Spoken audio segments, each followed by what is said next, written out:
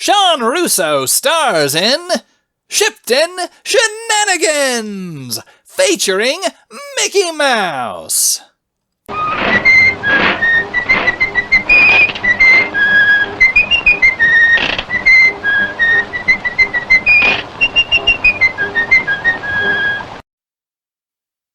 got a call from Control for my next case, which was unusual. She normally sent a message. She wasted no time with greetings and launched directly into the mission parameters after confirming I was on the other end. A mysterious entity with reality-warping powers has been reported harassing men on the boats coming into Shipton. No deaths, but several injuries and 3 men sent for psychiatric treatment. The beast is described as a man-sized monster covered in thick black fur, with superhuman strength and a voracious appetite. In short, Sean, you will need help. You will be teaming up with an independent agent. Since this was shipped in, I had a feeling I knew who I'd be working with. Oh, you contacted Nick? Nick worked in Shipton and had helped me rescue a kidnapped victim from a vampire sometime back. No, this is a special case. I have a specific partner in mind, only recently free as it happens. He can probably handle it on his own, but I prefer if you two met. Consider it a learning experience. Stranger and stranger. All right. Who is this guy, then? You'll know when you meet him. He will mention me.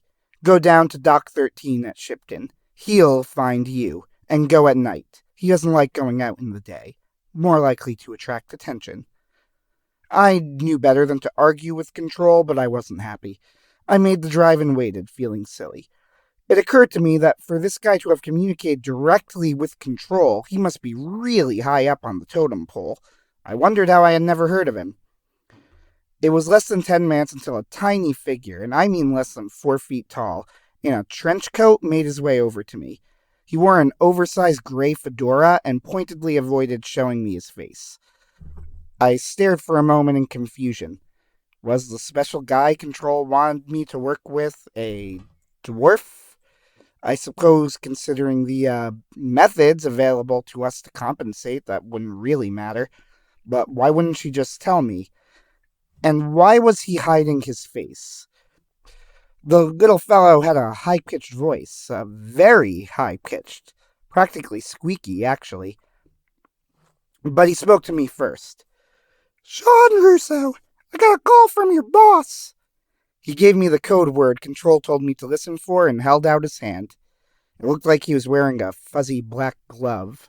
I shook it tentatively. That's me. Your name?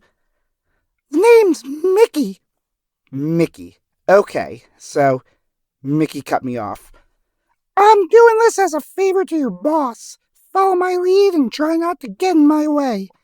She said you never met someone like me before. Try and learn something then, pal. He shook his head.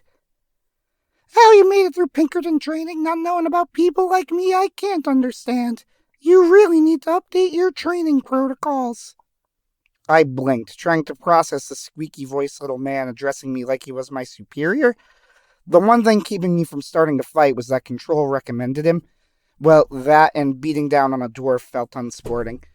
I swallowed my pride and just tried to move things forward. Got it? No getting in your way. So, I take it you have a plan. Mickey nodded, still hiding his face from me. Yep, we wait. Old Pete will show himself soon enough. He's many things, but subtle isn't one of them. I practically did a comedy double take. I'm sorry, Pete? That's the name of the monster attacking the boats. I think he might be looking for me, actually. Keep your guard up. Pete's not very bright, but he's strong and mean and dangerous. Okay, so the black-furred monster that had driven 3 men to madness was named Pete. Good to know. How long will me... Just then a scream cut through the night air, interrupting our conversation. It came from over the water, and in the distance I saw a fishing boat violently shaking. I turned toward Mickey, but he had already started running. Keep up! This is where the fun starts. Well, at least one of us was cheerful. Mickey ran quickly, very quickly, unnaturally quickly. How did someone that small move that fast? And though it was dark and hard to see, why did it look like a thin black tail was trailing out from behind his trench coat? Mickey ran over to the dock where a large boat was covered by a tarp. With an almost theatrical flourish, he managed to pull off the entire thing in one yank. One impossible yank. There was no way this one tiny guy could have just ripped the tarp off of the boat like that. What was going on? And the boat itself was a steamboat? Mickey turned to me. I think it's time you and I met properly, Sean. He threw off his hat and trench coat, and not for the first time since I took this job, I had to mentally force myself to stay in the moment. Freak out later. Mickey Mouse stood in front of me. Mickey Mouse in the flesh. And from some tiny hidden pocket in his pants, he had pulled out a stovepipe-style captain's hat. He gave a big smile. I can see you recognize me. We'll talk later. We have a cat to catch. Hold on. I had no idea how he was planning to catch up to the boat in the distance, but I was beginning to think I didn't really know anything anymore. Mickey started spinning his leg. Fast. Really fast. Almost like a propeller. With a bang, he kicked the side of the smokestacks on the ship, which gave a massive belch of smoke, and sprang forward like it had been possessed. I nearly fell off the side of the ship. Faster and faster, we gained on the ship in the distance, and the demonic figure of Pete became more visible. A hulking, fur-covered brute standing on a small boat, holding a man by the throat. A terrified woman cowered next to him. Where's Mickey? Yelled Pete, so loud that even when we were still a few hundred yards out, we could hear him clearly. You better bring me my ship soon, Mickey, or someone's getting hurt real bad. As we got closer and closer, Mickey put his fingers in his mouth and gave a piercing whistle. Pete dropped the man he was holding and smiled a horrible, evil smile as he looked in our direction. There you are. I knew you were too much of a goody two-shoes to stay away. Catch me if you can, Pete, said Mickey cheerfully. With a yell of rage, Pete leapt towards our boat as we passed by and missed, landing with a splash in the water while Mickey laughed. As for me, my gun was drawn. I fired into his body, a hard target to miss at this distance. Mickey turned to me. Don't bother with that. Normal bullets won't work on him. I stared at the spot in the water. Pete fell as the boat slowed down. You sure? Seemed like a pretty clean hit to me. Suddenly there was a massive bang, shaking the whole ship. A Pete-shaped imprint appeared at the bottom of the boat. What the... With a second bang, the entire half of the ship started to deform, and the ship started to sink. Mickey frowned. Oh, looks like old Pete decided if he couldn't have the boat, nobody could. Time for Plan B. What's Plan B? The boat was listing alarmingly, and I had to scramble to avoid falling into the water. Pete was on the end of the sinking boat, laughing evilly as we started to slide. With a flourish, Mickey pulled off the smokestacks in the middle of the ship, and threw them aside to reveal an old-fashioned two-seat biplane. Get in! I didn't need to be told twice. Pete had started eating the boat. I have no clue how he did it, but somehow Mickey managed to use the boat as a runway to get airborne.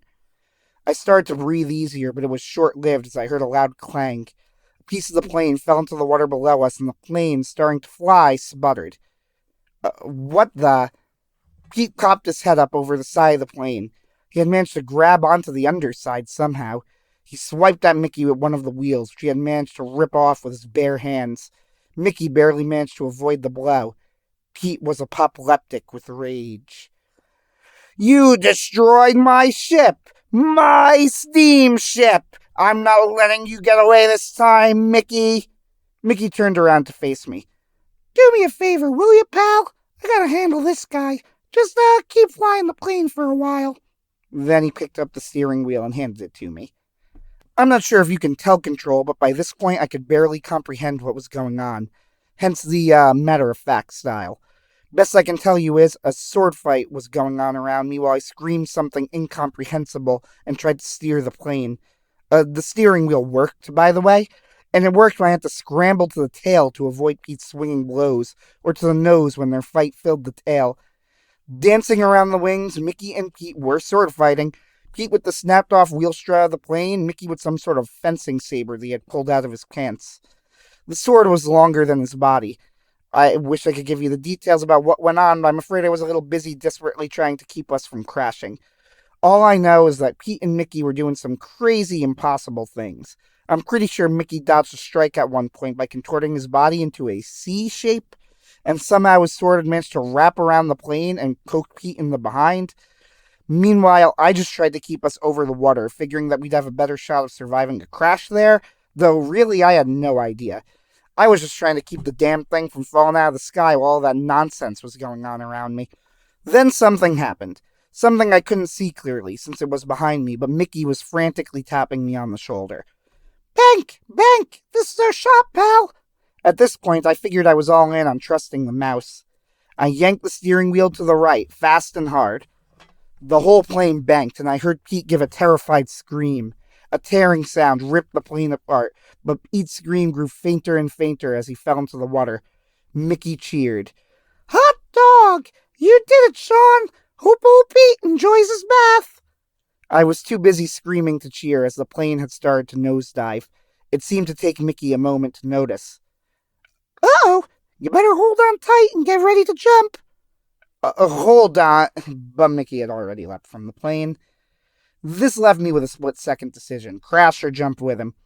Believe it or not, at this point, my crisis decision-making had gotten pretty good. I mentally ran through all of the options, and at the last second, wildly lashed out. I managed to grab onto Mickey's tail and got yanked out of the plane. The water, hundreds of feet below us, sped towards each of us uncomfortably fast, and then, 50 feet above the water, my arms were nearly yanked out of my sockets. I looked up. Mickey had inflated his pants. And now we were floating. "You think you had a strange day at work?" Mickey answered my concerns before I could voice them, though I temporarily had lost my voice. "Don't worry, pal. You'll hang on. Just watch."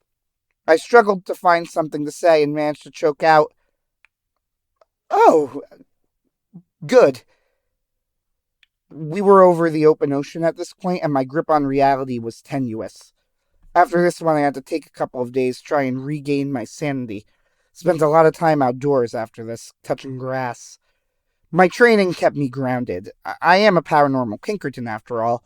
I already knew that there was more in heaven and earth, Horatio, than I dreamt of in your philosophy. So Mickey Mouse and his arch nemesis, Pete the Cat, are real. So what? Why not? Didn't mean Jesus Christ didn't rise from the dead. To try and prove that I could still have a rational conversation, I decided to focus on the case. "So is Pete dead?" "Haha! Oh no! It'll take more than that to kill old Pete. But he'll probably stay out of people's way for a while until the old resentments start to bubble up again. What can you do? That's Pete for you. Either way, we've put a stop to him for a while. It's good work." "Oh. Nice." I was quiet again after that as we slowly floated over to the docks of Shipton. I had a million questions and no idea how to ask them. After a few minutes, Mickey spoke instead. "So, your boss told me you never dealt with a fictional character before. Figured it'd be a good pick as your first go. What do you think?" "I think you have a sick sense of humor, Control. I'm glad I met you before. I don't know. Mordred?" I thought about it, and he made a decent point. Was Mordred any less of a storybook figure? What's that even mean at this point? Mickey continued speaking. He sounded reflective. For a squeaky mouse. "It's love, What's that?" "It's love. Love makes us real. We need to be made with love, and the world needs to love us. Then we're real. I mean, of course we are. You ever read Sherlock Holmes, Sean?" Yeah, of course. "Sherlock Holmes has influenced more detectives than old Alan Pinkerton ever did. He revolutionized police work. You can visit his house in Baker Street. Of course he's real. I tried to follow the conversation. It might have been the situation, but I was having trouble with it. So, you... Up until a few days ago, I was working for Disney Corporate. Phooey to those guys. It's nice to just get to be me again. Minnie and I can finally get married like both of us asked for in the 70s. I don't need to toe the corporate line anymore. No siree. I'm a free agent. I thought of something. The docks were coming up fast now, and Mickey slowly let out air from his pants as we floated towards the ground. I can't believe I just said that sentence out loud. Okay, wait. What about those new horror movies, then? Are those... We landed lightly on the docks, and Mickey slapped me. I twisted around like a corkscrew. No, literally, like a corkscrew. It wasn't possible, but it happened. Weren't you listening at all? It's love that makes us all real, Sean. Love! Do you think there's any love in that low-budget horror movie knockoff garbage? Of course not. I violently untwisted and snapped upright in front of him. Okay, right. No love. Got it. Mickey rolled his eyes. Somehow he had managed to pull out the fedora and trench coat again from some hidden pocket. Think on it in a few days, Sean. Look, for your first time with someone like me, you did pretty good. No loss of life, some fancy flying, it was a good gig.